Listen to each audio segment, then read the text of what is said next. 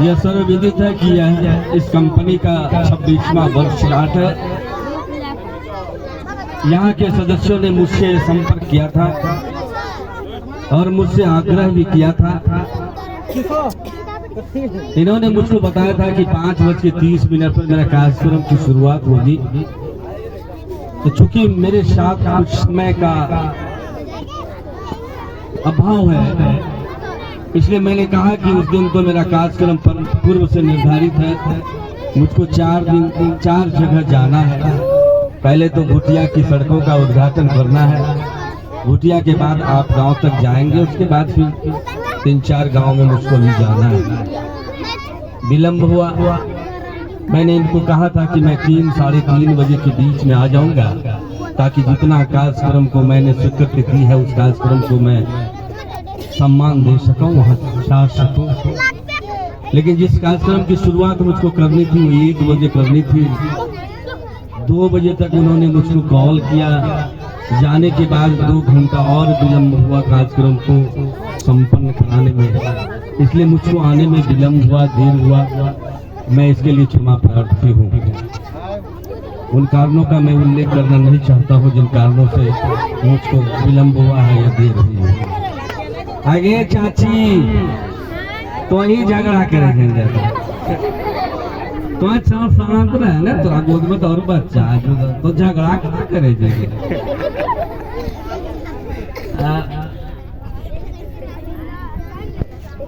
मैं ज्यादा समय आपका लेना नहीं चाहता हूँ। मुझको लगता है कि इस कार्यक्रम के संबंध में जिस तरह से इन्होंने सुगंध मंदार अगरबत्ती को 26 साल तक चलाया है, सच है कि इसकी खुशबू की जरूरत हर एक गांव में है, हर घर में है, हर परिवार में है। चुप रहे तो बैठ जाओ, बैठो, सारी लड़कियां बैठेगी, बैठो बैठो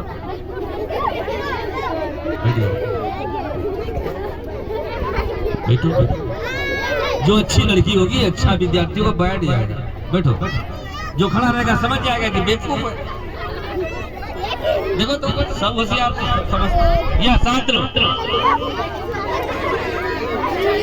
चाची तोरा कल को बैठे तो खड़ा रहे, बच्चा निकले तो नहीं खड़ा है। तुम लोग बैठ जाए, बैठो बैठो बच्चे लोग, जवान लोग रहेगा तो खड़ा रहेगा। तोरा के कल को बैठे और खड़ा रहे, बच्चा नहीं बैठे। हाँ तो मैं कह रहा था, चूंकि मैं तो आपका विधायक हूँ, मुझको तो आपने कई बार सुना भी है, सुना ही नहीं है, कई बार चुना भी है, तो इसलिए मैं आपका अधिक समय नहीं लेना चाहता हूँ। क्योंकि मुझको मालूम है कि कुछ प्रतिभावान बच्चों को भी पुरस्कृत करना है। या कुछ बच्चा जो इस बार बहुत अच्छा ओहदा प्राप्त किया है, कुछ अच्छा सब्जेक्ट ये श्रेणियां उनको मिली है शहरों में, कई तो स्टेट में मिली है। तो उन श्रेणियों को जिसने प्राप्त किया है उसका सम्मान समारोह भी है। और मुझे प्रसन्नता है कि कुछ एक कंपनियां ऐसी है जो होनहार बच्चे को, तेज तर्रार बच्चे को, जिसमें कुछ करने की ताकत है, क्षमता है और उसके अंदर इच्छा है, आकांक्षा है, पढ़ने की लालसा है, जिज्ञासा है, चेतना है, तो ऐसे बच्चे को अगर कुछ कंपनी लोग सम्मानित करके उसको उत्साह को बढ़ाता है, तो मैं अपनी तरफ से इस कंपनी के सभी सहकर्मियों को धन्यवाद देता हूं और सबों की ओर से आभार अभिव्यक्त करता हूं कि आपने जिस भांति बच्चों को आगे बढ़ने का और उसके भविष्य की आपने चिंता की है वो काबिल तारीफ है। इसलिए मैं अपनी तरफ से इन सभी सहकर्मियों का जो कंपनी के साथ जुड़े हुए लोग हैं उनको मैं धन्यवाद देता हूं, उसके प्रति आभार व्यक्त करता हूं। लेकिन यह बात मुझको कहने में जरा भी संकोच नहीं है कि सिर्फ इस कार्यक्रम की रूपरेखा को देख करके, भीड़ को देख करके और यहाँ की बात को सुन करके हम गांव में जाके, घरों में जाके आराम से सो जाए।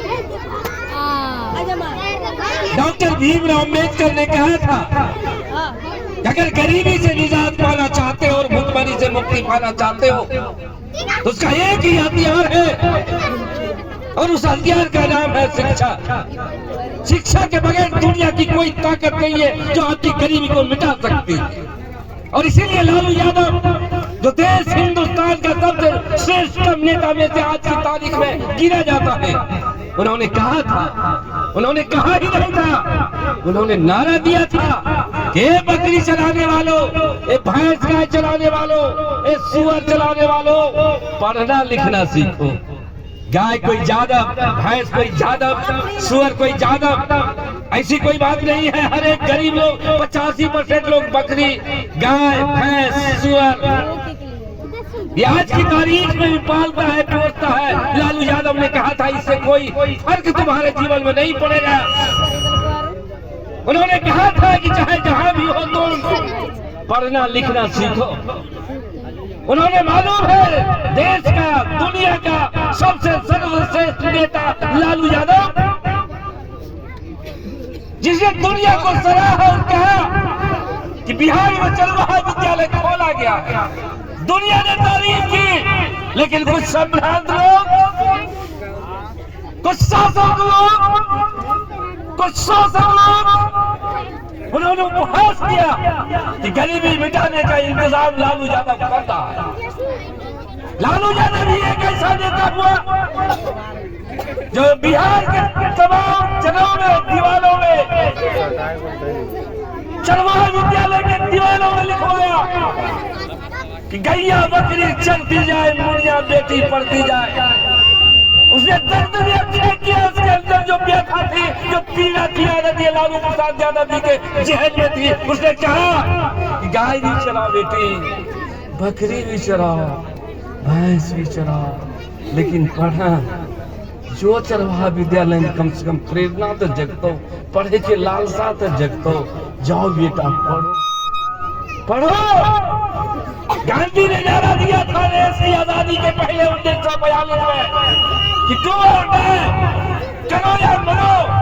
आदरणीय लालू प्रसाद यादव ने नारा दिया था, पढ़ो या मरो। ये नारा था आदरणीय लालू प्रसाद यादव। और आज की तारीख में भी लालू प्रसाद यादव को देश के लोग जानते हैं कि गरीबों के प्रति चिंता, गरीबों का नेता है, ये चिंता करता है। आज मुझको गर्व है, फक्र है कि मैं उन्हीं का अनुसरण करते हुए आपके बीच में आया। आपने मुझको विधायक बनाया, बड़ी मेहनत किया। पहली बार नहीं विधायक बनाया, ये चौथी बार आपने बनाया। बीच में मैं MP बना। कल मैं गया था एक सभा में, तो कुछ लोग कह रहे थे आप छोड़ के भाग। मैं छोड़ के नहीं भागा। आपने मुझको इतनी ताकत, इतनी क्षमता दिया, और मैं सीधा तौल के बोलता हूँ कि अगर आपने मुझको MLA नहीं बनाया होता तो शायद मैं MP नहीं बनता। ये तो आपकी ताकत के बदौलत, आपके मजबूत आशीर्वाद के बदौलत और नौजवानों के मोहब्बत प्यार के बदौलत हम MP बने। फिर आपके बीच आया, आपने उसी सम्मान के साथ, उसी आदर के साथ आपने मुझको पसंद किया। मैं MP में बन गया। 23 वर्ष पहले भी मैं MLA यहाँ बना था। कोई माई का लाल पैदा नहीं हुआ, समर्थन देने वाले का सर झुक गया। मैंने वैसा कोई गुनाह नहीं किया, कोई पाप नहीं किया। जाओ जमुई लोकसभा क्षेत्र 6 विधानसभा है, किसी भी गांव में जाओ या बिहार के किसी राज्यों में जाओ, जाओ किसी MLA के पास, बोल देना मैं धोरैया के विधायक भूदेव चौधरी का आदमी हूँ, तो आपका सम्मान बढ़ जाए। इसलिए मैं कह सकता हूँ कि आपने जो मुझ पर विश्वास किया है, आपने जो मुझ पर भरोसा किया है, मैं इस सभा से कह सकता हूँ कि मैं आपके भरोसे को टूटने नहीं दूंगा, आपके विश्वास को झुकने नहीं दूंगा। ये मेरी कोशिश है और करूंगा। अभी आपने सुना होगा एक ट्रामा सेंटर का निर्माण है।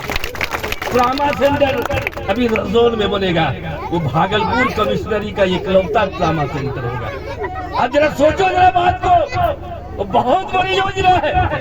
वो ट्रामा सेंटर यहाँ बन जाएगा तो यहाँ के गरीब, मजदूर, बेबस, लाचार, मजबूर, निरीह, कमजोर, दुर्बल, वैसे लोगों को जो समाज से टूटा हुआ लोग हैं, अगर उनको बीमारी होगी, मुसीबत आएगी, तो जाएगा दौड़े दौड़े, वो वहाँ निःशुल्क उसकी सेवा होगी, उसका इलाज होगा। अब यहाँ से कोई रेफर होकर के भागलपुर बांका नहीं जाएगा, और अगर जाएगा तो यहाँ से एम्स जाएगा, दिल्ली और पटना जाएगा, वो सारा इलाज की शुरुआत यही होगी।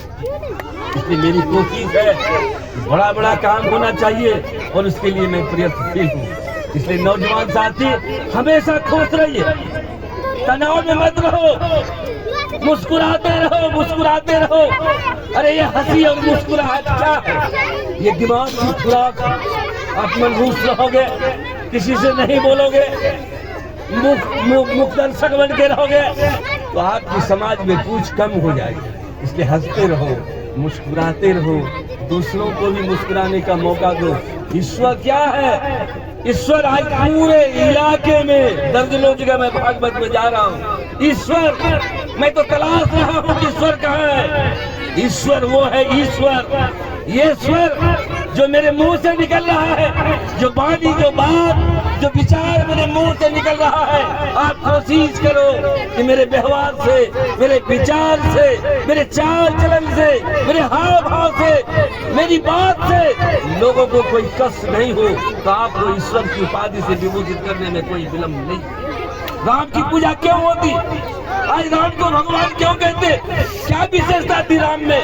एकमात्र विशेषता थी कि राज गद्दी पर बैठने वाला वो शख्स 4 घंटे के अंदर निर्णय होता है कि तुम अब राज गद्दी पर नहीं बैठोगे, तुम 14 साल के लिए बन जाओ। वो नारद सीता, जनक नंदन सीता, जो सर्वविदित है, दुनिया में सब जानता है कि सीता माँ के पेट से पैदा नहीं हुई। अब क्या इतिहास उस पर जाने की जरूरत नहीं।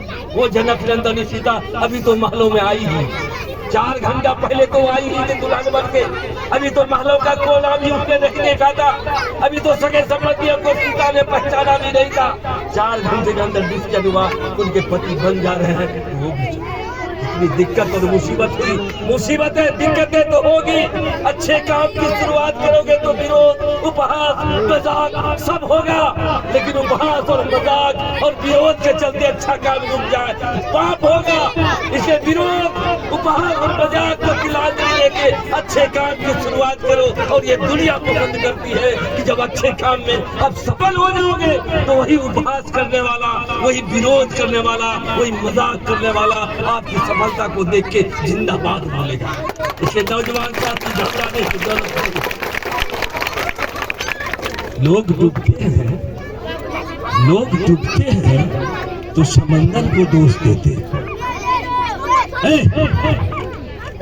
लोग डूबते हैं तो समंदर को दोष देते हैं।